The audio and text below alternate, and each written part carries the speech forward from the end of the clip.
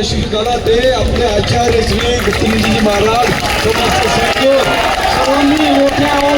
को काम नहीं करते हैं। हमें कोई जमीन का टुकड़ा नहीं चाहिए, हमें कोई आरक्षण नहीं चाहिए, हमें मात्र हमारा जो एचएनडी जैनों का था, एचएनडी जो है हमारा है, जैन समाज का अधिकार है और जैनों का ही रहेगा। जो गैर कानूनी ढंग से जो सौदा किया गया है वो सौदा रद्द होना चाहिए। राजनीतिक नेताओं का सहभाग दिखता है क्या? राजनीतिक नेता कोई पुणे का है क्या इसमें जो इसके हुआ? ऐसा लगता है बहुत कुछ है, अपने आप सामने आएगा। पाप का घड़ा जब फूटता है चौराहे पर आता है। मैं किसी पार्टी किसी व्यक्ति का नाम नहीं लूंगा आपके सामने। हमारी आप जो मीडिया है वो कलम सिपाही है। मैंने अभी सिर्फ सरकार को चेतावनी दी है के लिए, लेकिन इसके बाद आज मैं जब तक हमें कोर्ट नहीं मिलता है, सार हमारा डील नहीं करती है, तब तक का समय मैं देता हूँ। उसके लिए मैंने अनाज का त्याग किया। अनाज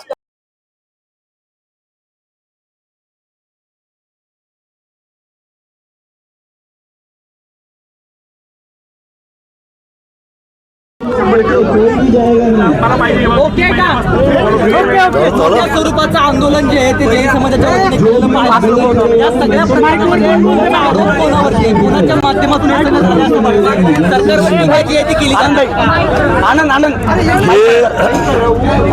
जे एचएनडी बोर्डिंगची जी प्रॉपर्टी आहे ती 1958 पासून या एचएनडी ट्रस्टच्या नावानं होती, परंतु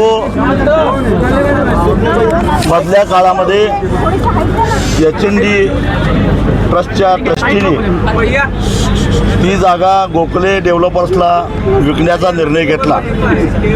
हा ट्रस्ट असल्यामुळं धर्मादाय आयुक्तांची परवानगी घेणं आवश्यक होतं आणि धर्मादाय आयुक्तांच्याकडे परवानगी दिल्यानंतर इतक्या संशयास्पद पद्धतीनं त्याला अर्ज केला गेला, परवानगी घेतली गेली आणि परवानगीसुद्धा धर्मादाय आयुक्तामध्ये आमचा अनुभव असा आहे की महिने हेलपाटे घालावे लागतात।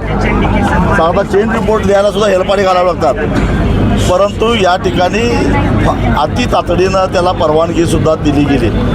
मी स्वतः धर्मादाय आयुक्तांशी संपर्क साधून नजर चुकीनं तुमचा परवानगी गेली आहे आणि या संदर्भात फॅक्ट काय आहेत हे सांगण्यासाठी आम्हाला वेळ द्या अशी मागणी केली। 11 तारीख दिली, पण त्याच्या आधीच हा सगळा व्यवहार झालेला होता। म्हणजे इतक्या संशयास्पद पद्धतीनं झालेला आहे। या गोखले डेव्हलपरला जे कर्ज दिलेलं आहे ते गिरेश्वर कोऑपरेटिव्ह क्रेडिट सोसायटी जी कर्नाटकातील आहे, मल्टीस्टेट कोऑपरेटिव्ह सोसायटी आहे, पण त्याचं हेडक्वार्टर चिकोडीमध्ये आहे। ते कर्नाटकच्या भारतीय जनता पक्षाच्या आमदार जोल्ले मॅडम त्यांच्या संबंधित त्यांचे पती माजी खासदार अण्णासाहेब जोल्ले त्याचे चेअरमन आहे। त्याचबरोबर गोखले डेव्हलपर्समध्ये पुण्याचे खासदार आणि आता केंद्रीय मंत्री मुरलीधर मोहोळ यांचे भागीदारी आहे हे त्यांनीच निवडणूक विवरणपत्रामध्ये दाखवलेलं आहे।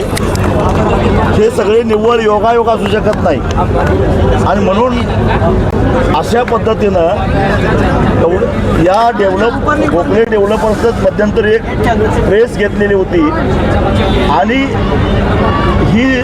हा भूखंड विकसित केल्यानंतर 3000 कोटी रुपये त्यांना त्याच्यामध्ये नफा होईल अशी त्यांनी मांडणी केलेली होती। ते स्वतःच म्हणतात, म्हणजे 230 कोटी रुपयाला खरेदी करायचं आणि त्याच्यातून 3000 कोटी रुपये मिळवायचं असं हे आहे। याला राजकीय वरदहस्त असल्याशिवाय, प्रशासनावर अंकुश असल्याशिवाय या गोष्टी शक्य नाहीत आणि त्यामुळं ते सरळ मुरली अण्णा मोहोळ असतील किंवा मुख्यमंत्री सुद्धा, कारण धर्मादाय आयुक्त हे त्यांचे नातेवाईक आहेत, यांना आपली जबाबदारी झटकता येणार नाही। मुरलीधर मोहोळांनी आपल्या पदाचा गैरवापर करून हे सगळं केलं का?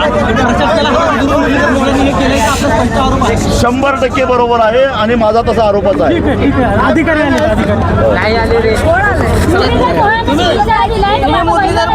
अधिकारी आले मुरलीधर मोहोळ कोल्हापूरचे लोक पैलवान असतात हे त्यांना माहिती आहे म्हणून म्हटलं, आणि ते कोल्हापूरलाच कुस्ती शिकून गेलेले आहेत. या गोष्टीचा आणि मुरलीधर मोहोळांचा नेमका काय संबंध आहे? तुम्ही काय बघितलंय का? तुमचे संघर्ष आहे या पद्धतीने गोखले डेव्हलपर्समध्ये ते भागीदारी आहेत असं त्यांचं निवडणूक विवरणपत्र सांगतंय, आणि निवडणुका होऊन तरी आता अगदीच अलीकडे झालेलं आहे, आणि त्यामुळं ते स्वतःच निवडणुकीच्या विवरणपत्रात दिलेलं आहे त्याने मी भागीदारी असल्याचं. मुरलीधर मोहोळला 3,000 कोटीचा फायदा होतो का?